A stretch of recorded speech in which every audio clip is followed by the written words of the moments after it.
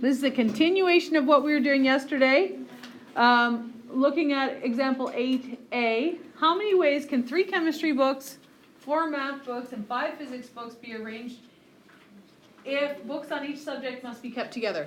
So you have like a bookshelf and you're putting your books up there, but you want to keep all the math books together and all the chemistry books together and the physics books together, but they can switch within the group.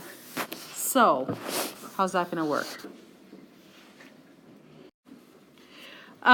Basically what we need to do is arrange each group of books and then also arrange the groups like among themselves. So if you look at just arranging the chemistry books first, how many ways could you arrange the chemistry books?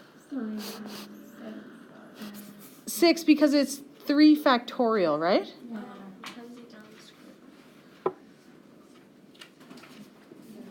Or you could say it's 3 pick 3, which is the same thing as 3 factorial. Then arrange the math books.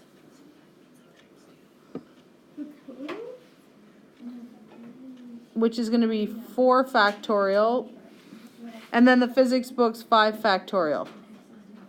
That would be the answer if on the bookshelf you had to have the chemistry books, then the math books, then the physics books. But you don't necessarily have to have that, because now you could also arrange those groups of books. So you could have chemistry, then math, then physics, or chemistry, then physics, then math, or math, physics, you know, all those different options.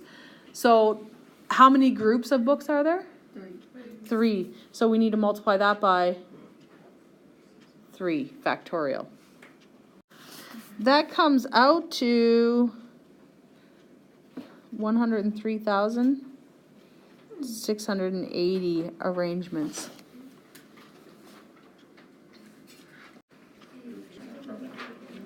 Permutations with repetitions not allowed, and objects never together. So we just did a bunch of questions where objects were always together. Now we're going to look at never together.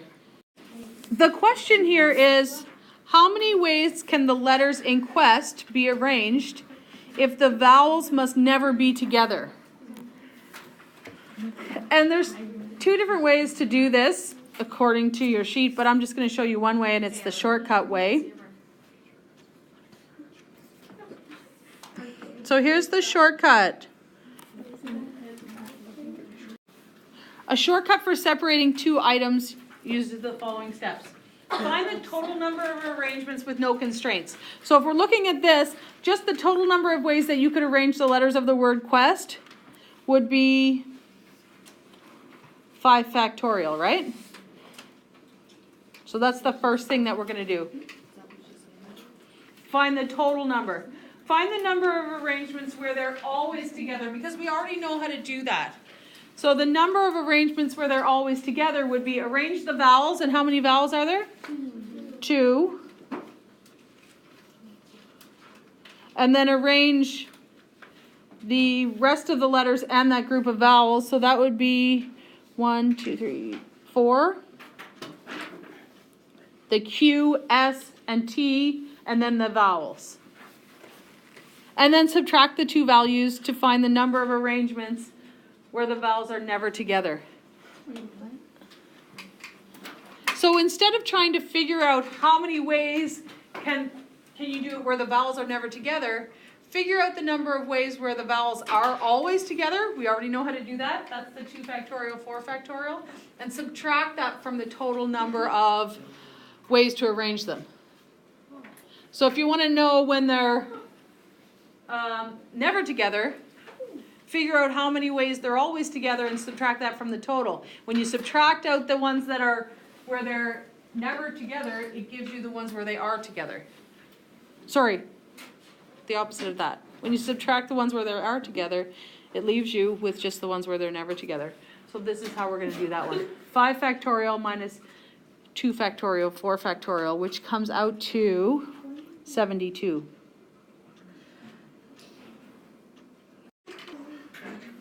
All right. At least at most. How many words with at most 3 letters can be formed from the letter tiles Sunday? First thing we need to do is figure out what does that at most 3 letters thing mean? It means that's the word can either be 1 or 2 or 3 letters long. Right.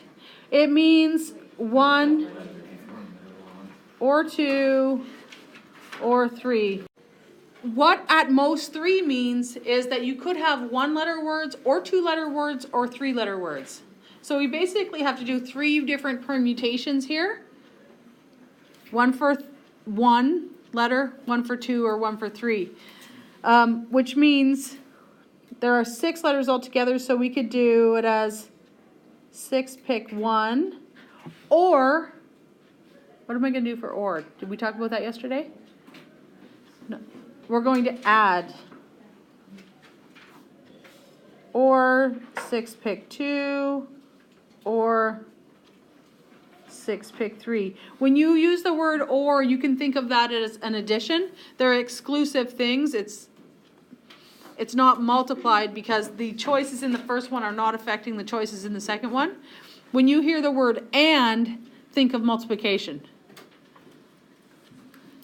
So if we're arranging groups of books and individual books, that's a multiplication. This is letters, 1 letter or 2 letters or 3 letters, so that's addition. So when we do that, that works out to 156.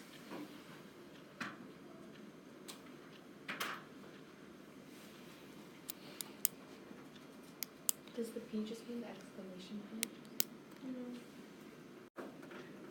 How many words with at least 5 letters can be formed from the letter tiles Sunday? So this is similar, but what does the at least 5 mean?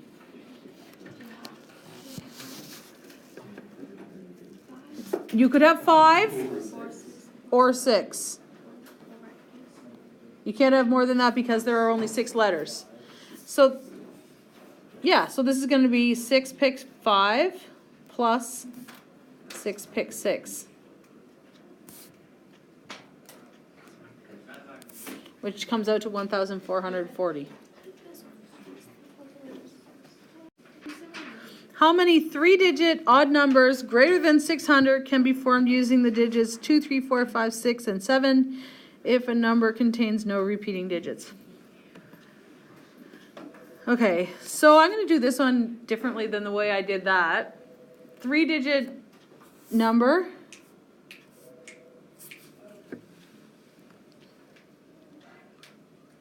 Greater than 600 can be formed using these digits. So if it's going to be an odd number, what does that mean? What's that? It has to end in 3, 5, or 7 because those are the odd numbers here, right? So for the third one, we have 3 choices.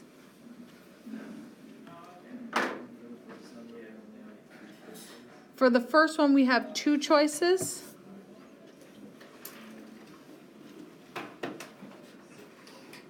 And then how many for the third one?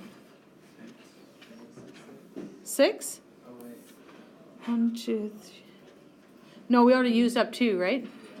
So 4? This is not quite right. We need to think a little more about this.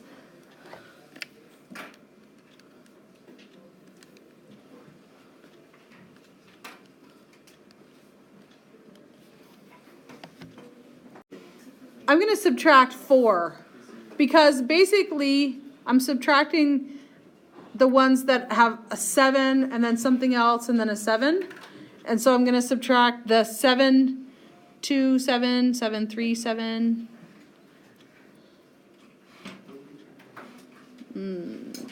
Not exactly.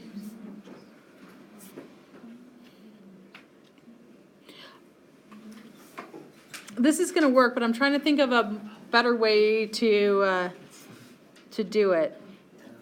I think I'm going to separate. I'm going to try something else. Okay, so I'm going to scrap this because it's a bit complicated to think of what we could subtract. But I'm going to look at the two choices here. We could either have ends in 7 or doesn't end in 7. So the one that ends in 7, or the ones that ends in 3 or 5. I'm going to look at those as two separate things.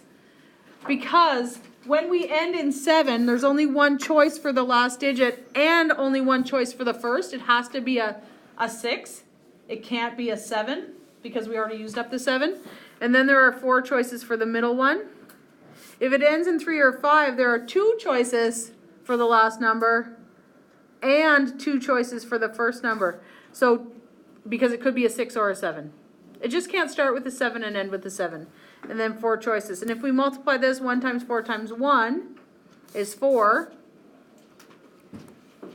This is an or, right? Ends in 7 or ends in 3 or 5. And then 16, 2 times 4 times 2, and we get 20 choices altogether. I think it's easier to think of it that way than to think of subtracting, which I was trying to do first.